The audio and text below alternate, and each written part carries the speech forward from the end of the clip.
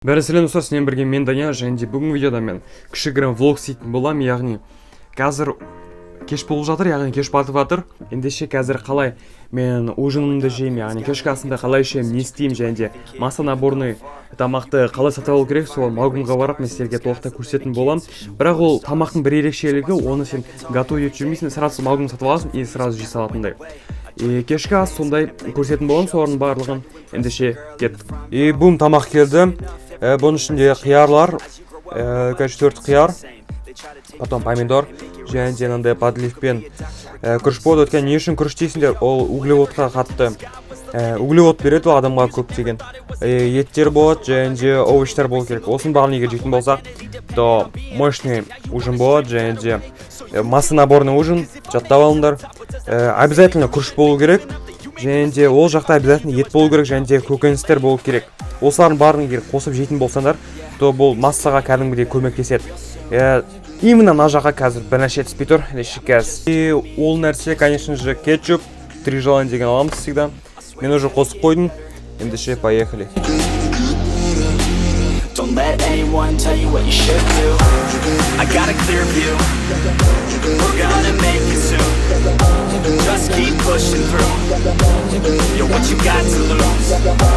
You're what you got. И пацаны, бұның ең бір жақсы нәрсесі бұл мощный углевод береді. Қазір бұны оформляем, потом уже далаға барып, қалай магазиннан не аламын, соны барын көрсететін боламын. Ендеше поехали. Короче, пацаны, шықтым. Қазір енді магазинға баратын боламын, және де қандай тамақтар бар, соның барлығын қазір көрсететін боламын. Ендеше кеттік. Неге влог түсірмейсіңдер десеңдер, міне стабилизация қандай екенін көріңдер. Стабилизация неқта, короче, жаман. Ең самый жаман стабилизация, білмеймін, ол шаққа қойған деймін. Ең қазір көреміз енді. Может быть, магазинға барам, но магазиннан алмай қалуымыз да мүмкін, өйткені бағалар сәйкес келмей қалуы да мүмкін. Либо сол менің алатын товарым ол жақта болмауы мүмкін.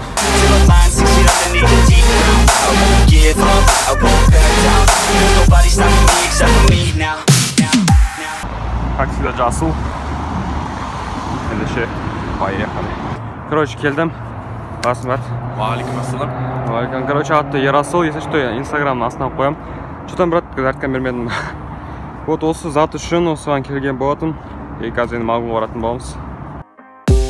And let's be honest, life's a competition. So if I'm going to play, then I'm gonna play to win it. I refuse to sit and rot at a desk all day unless I have a passion I'm working towards, okay? Короче, достар, мен жаңа ғана магазинға барып келген болатынмын, және де ол жақта не үшін алмадым? Бірінші, соған жауап беріп кетейін. Өйткені қазір ол жақта алатын болсам, сендер әртүрлі жерде тұрғандарына байланысты. Сендерде бағалары әртүрлі болады. Сондықтан мен бағаларын сравнивать етпейін. Лучше қалай алам, не алам, солардың барын айтып берейін деп шешкен болатынмын. Ендеше кеттік. Ең бірінші завтрактан бастайық, яғни завтракта сен кем дегенде 5 немесе 6 жұмыртқадан бастауың керек. Егер соның барын жейтін болсаң, то маса наборы өте мықты болады. Және де авокадо жесең болады, ол овсянка жесең болады. Осы үшеуін егер де жейтін болсаң, то бұл жақсы маса наборға көмектеседі. Бұл только завтрак қана, тек қана кішкене қарынды тойдырады, және кішкене ғана только. Екінші кеттік обед.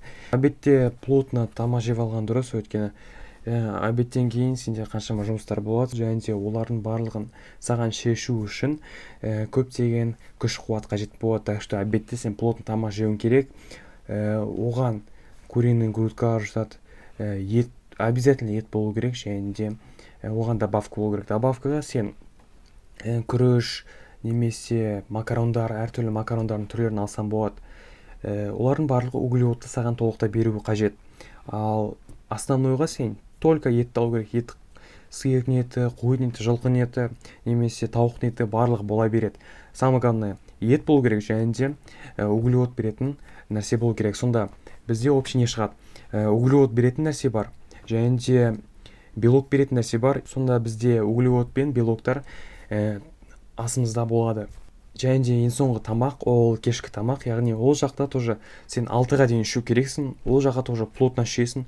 Как түсте жегендей тамақты жесем болады, бірақ та оған кішке разнообразие болып, бір-екі нәрсені қосып жіберу мүмкін. Немесе сладкийді алып тастаңдар. Сладкийді алып тастау керек. Мен кейде болған кезде жеп қоямын, кейде болмаған кезде жемеймін дегенде ғой. Бірақ болған өзінде де мен отказаться етем. Кейде когда өзімді чувствую, когда именно жеу керек болған кезде жеймін, когда қатты сағынған кезде, ал қатты сағынбаған кезде жемеймін де.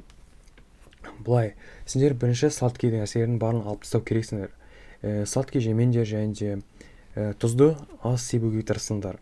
Вот қанты бар заттың барлығын алып таста, және де ұн бар заттың барлығын алып таста. Бұлардың барлығы саған өте қажет емес, және де қара нан жеңдер. Нан жеулерін кесе, только қара нан жеңдер, және ішіне әртүрлі нәрселер қосылған, мысалы добавкалар қосылады. Оларға мысал келтіретін болса, орехтар бар, немесе пиязбен бар. Вот солардың барлығымен сен нандарды жесең болады. Сол кешкі тамақ кезінде сен көбінесе самый мощный тамақ жеу керексің до 6 вечера. Яғни кешкі 6-ға дейін сен плотный тамағын жеу керексің. Сол кезде сенде массаны бір өте мықты болады. Бірақ та именно массаны қосу үшін тек қана тамақ жеудің қажеті жоқ. Тамақ жесең тек семіріп кетесің. Ал ол үшін ең бірінші тренировка істеу керек, екінші тамақ жеу керек, үшінші мықты сон болу керек. Осы егер үшеуін сен бітіретін болсаң, барлығын мықты істейтін болсаң, то сенде кәдімгідей массана бар болады. Думаю, что сен осымен кәдімгідей өзіне масса жинайсың. Егер де бұның барлығы қанша тұрады десеңдер, бұлардың барлығы өте қымбат да. Реально айтайын, бұлардың барлығы өте қымбат. Бірақ та сен кәдімгі макарон сорын алғанның орнына, әртүрлі тамақты алуының орнына сен кетчупты алма, әртүрлі тамақтарды алма, жеуге болады. Бірақ та олардан отказ беріп, экономдап, лучше сол тамақтарды алған дұрыс. Егер ақша жетпей жатқан жағдайда. Ендеше сенен болған мен Данияр, қорытындылап кететін болсам, масса жинау үшін саған жаңағы 3 нәрсені дұрыстап істеуің керек. Яғни бірінші тренировка, екінші тамақ, үшінші сон, ұйқы. Осы үшеуін егер жақсы істейтін болсаң, сенде кәдімгі масса жақсы болады. Егер мысалы үшеуінің біреуі жоқ болып кетіп, екеуі ғана қалатын болса, то сенде ешқандай результат шықпайды. Так что осы үшеуін бірге алып жүргендерің дұрыс. Сол кезде ғана сенде масса жиналады және де дейін өсетін болады. Ендеше сенен бірге болған мен Данияр, және осы видео сендерге ұнатты деген ойдамын, және де өте пайдалы болды деген ойдамын. Осы видеоның астына лайктарыңды қойып, және де комментария келесі видеоның тақырыбын жазып кетіңдер. Өйткені келесі видеоның тақырыбы сендердің қолдарында. Ендеше келесі кездескенше. And let's be honest, life's a competition. So if I'm going to play, then I'm gonna play to win it. I refuse to sit and rot at a desk all day unless I have a passion I'm working towards, okay? I'd rather be dead on the outside than inside. A bullet to the head than 25 to life in a cubicle alone, just trying to get by.